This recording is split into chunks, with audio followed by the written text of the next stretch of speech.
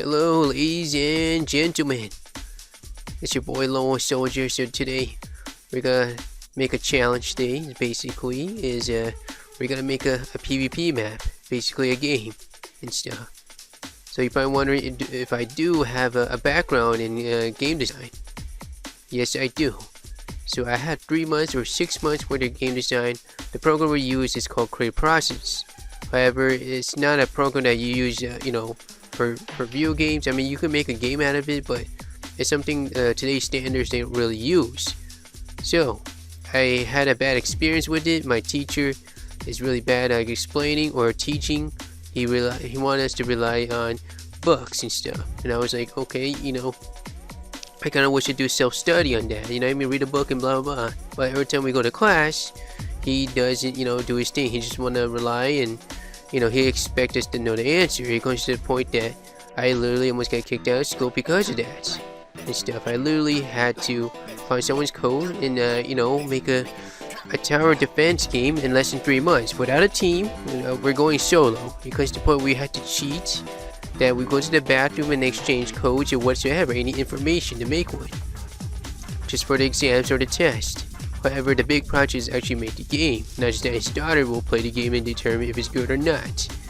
However, in this case, since he's really bad at teaching and he wants to rely on books, we kind of, use someone's code and make a tower defense. So what I did, I hack it. You're probably wondering, oh, hello, you're a hacker, blah blah blah. No, not that kind of hacker. As in, you go to the coding and you copy it and paste it or tweak it and stuff like that. That kind of hacking, alright? Not that hacking go aim by, see people through walls and blah blah blah. Not that kind of hacking. That's the term we use back in school and stuff. But yeah, since I'm really garbage at programming because it's like another language and stuff like that, of course it involves math and stuff like that, I can't understand it. So today's challenge, I'm not gonna use I'm not gonna use programming. I'm gonna rely on whatever they give me. So it uses Unreal Engine 4. This is Core. So not hardcore, but Core. That's the name of it. Yes, it's like Roblox with Fortnite graphics and stuff. And yes, you can make a game without actually programming and stuff. I mean, you can use programming, but you don't have to. Also, it uses Lua. Like for those of you who know Roblox, they also use Lua and stuff like that. So yeah. So anyways, we're gonna do this. We're gonna use a template. It's a team deathmatch third-person shooter, and so far I'm trying to make a sci-fi PvP, as you can see here. So far I put the I think that's a computer, the chairs, the walls. So it has that sci-fi look. I'm not trying to make it look like Halo, but stuff like that. Maybe my own sci-fi thing. Originally, my dream game was to actually make something like this. You're probably wondering, what the crap? You have a mech? Oh, that's awesome. Yeah, it is awesome, but I gotta get familiar with my core. I gotta know all these tools and how to do stuff first. One step at a time. Then I can make something awesome like this. However, it's just for props. You cannot control it. You cannot ride it. You cannot step on people and stuff and shoot people. I wish, but that's probably later on. But yeah. So here we are. We're gonna continue. And yeah, so far I had a person side. There's a humanoid. It's supposed to be like a robot or something. And I couldn't find a what's it called? A character that's a robot. And it's supposed to be inside that too. That's my first way of thinking and stuff. So I shove it there. The body parts, I had to put the torso, the legs, the head, and stuff like that. Because I don't want a plain looking kind of field, like it'll be an open spot and people get sniped or whatever. There's nothing to take cover other than these walls and stuff like that. And right here, and I also put a mech and a repair base station. Without this, it's just an open space in the middle of the field, and people get no scope or snipes. We don't want that. We need more cover, and also make the place kind of like a mystery, like we don't know what's behind the wall. And so far, I might have to delete one of these walls, or maybe staircase and stick with the first floor.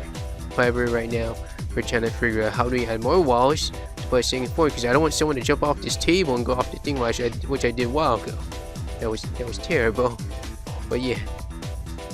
So right here, you could do a time lapse, or you could fast forward it. And yeah, we'll see what can I do with my experience of using this. So far I only watched 2 videos, and yeah, everything right now I see is on my own. Okay, the good thing it has a template. But yeah, I want to make it very unique. That's what I'm trying to do. I'm trying to give my own taste, and I mean my own flavor, my own special unique ideas in this fight. I mean this map and stuff, and make sure it's balanced and stuff. That's my point. Alright, I guess I lied. You're probably wondering why. I did watch more videos, more than a couple of videos, because I got really interested in making my own game and stuff like that, so I kind of invest a lot of time on this. But, darn it, Discord message. But anyways, I added like a sprint system, so at first it was an infinite sprint, now I literally make it balanced, as in I had to nerf it. So there's a limitation of how, what's it called, how far you could sprint, as in like how long you could sprint, like for a minute or whatever. And also I put a health regeneration system. So let's say you got shot, you're able to regenerate. So that's pretty cool. And another thing I want to mention that I also added health kits on the map, like 2 health kits for both sides of the area. So both teams or whoever's close to it could grab the health kit and recover. And you're probably wondering, well, then what's the point for the regeneration system? I want to add it there just in case, you know, who knows. But yeah, I also added power-ups on the field.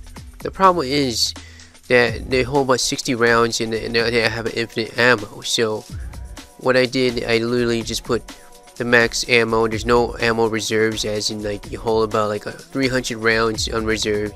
So let's say you reload, you take another, you know, 30 rounds or whatever for your backpack, your pockets, or whatever your prison pockets and stuff like that, and etc. So I decided to put 60, and yeah, and there was this kind of like a Fortnite kind of inventory system.